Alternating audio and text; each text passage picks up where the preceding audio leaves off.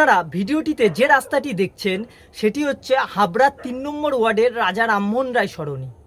আর আগে এই রাস্তার মাঝখানেই তৃণমূলের উন্নয়ন যেন গর্ত হয়ে দাঁড়িয়েছিল।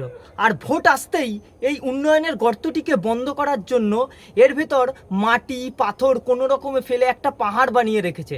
আর এই পাহাড় যে কেউ যদি অতিক্রম করে তাহলে যে কোনো সময় একটা দুর্ঘটনা ঘটে যেতে পারে।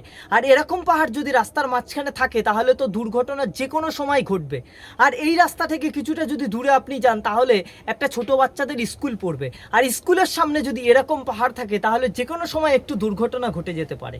আমি এখানকার শাসকের একটু দৃষ্টি আকর্ষণ করব, যদি তাদের সারা দিনভরের প্রচার মিটিং মিছিলের পরে যদি একটু সময় বেঁচে থাকে তাহলে এই রাস্তাটিকে ঠিক করবার জন্য।